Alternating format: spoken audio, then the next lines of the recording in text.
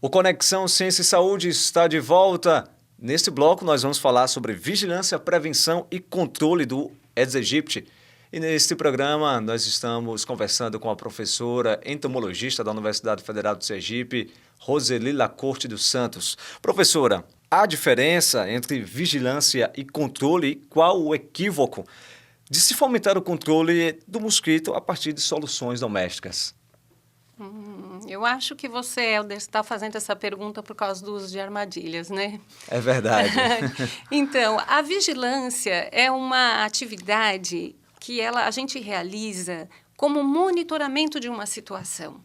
Então, a gente faz a vigilância daquelas doenças que estão controladas. Então, a gente vigia para que a doença não volte. O controle a gente faz sobre aquelas doenças que estão acontecendo, né? Então, a gente tem os programas de controle governamentais, a gente tem agora campanhas, né, que intensificam o controle. Então, no caso da Zika, Aedes aegypti, a gente está controlando. Então, é uma atividade de controle.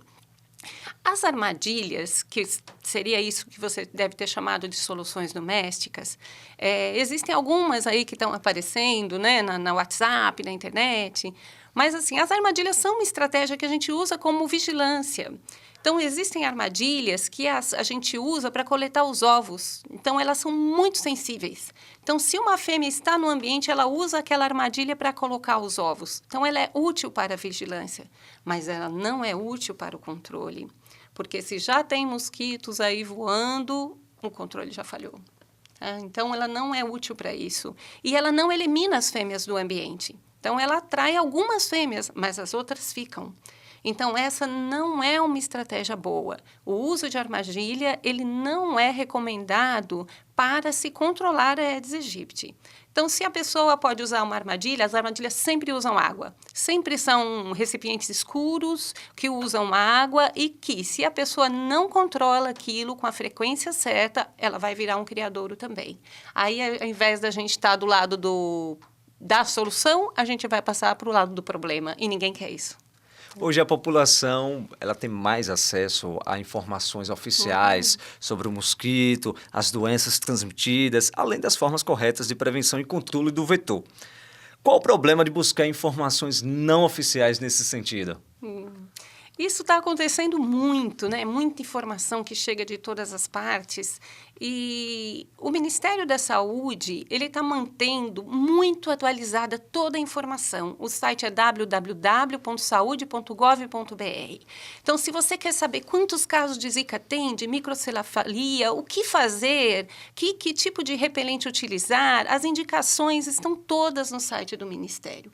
Não existe conspiração. O Ministério está colocando toda a informação muito atualizada disponível.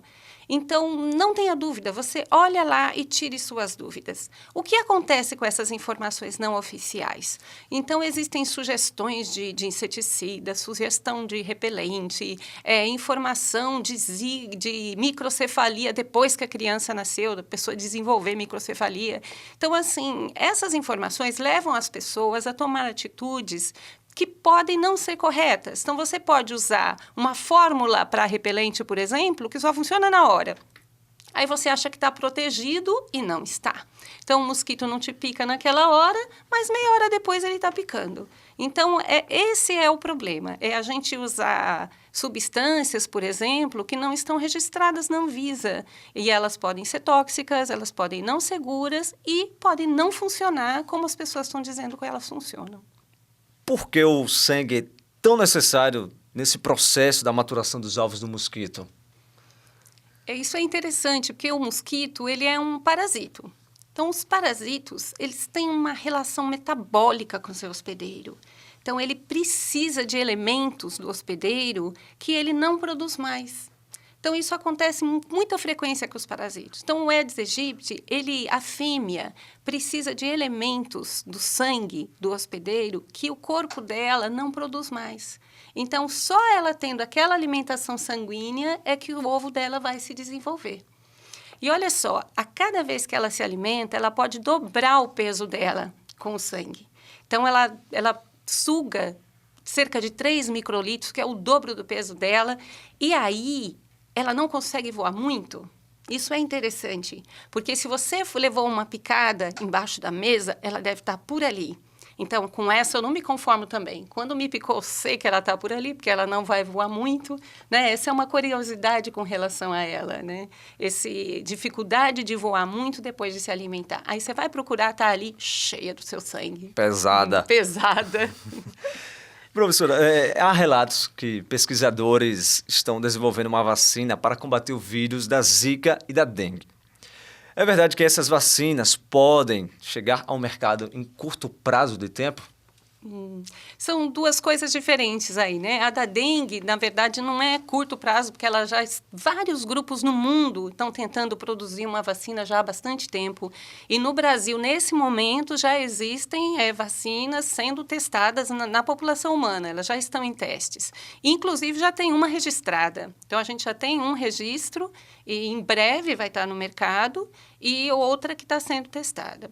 A diferença é que a eficácia esperada delas são diferentes. Porque a gente precisa para uma vacina que atinja todos os sorotipos. Então, a dengue 1, a dengue 2, a dengue 3, a dengue 4. Então, foi uma vacina muito mais difícil, está sendo de produzir. O Zika já é diferente. E com esse investimento todo, é provável que a gente tenha uma vacina em curto prazo, né? Muito mais curto em relação à dengue. Agora, o problema nós estamos tendo hoje. Então, o problema é real. Então, hoje nós não temos vacina. O que a gente tem que fazer hoje é a prevenção, é o controle do mosquito e a proteção pessoal. Então, as pessoas podem se protegerem, as grávidas devem se protegerem com a utilização de repelente e toda a sociedade controlar os criadores do mosquito. Resumindo, todos devem ficar atentos ao combate ao Aedes aegypti. O programa Conexão Ciência e Saúde faz um breve intervalo e volta já com o último bloco.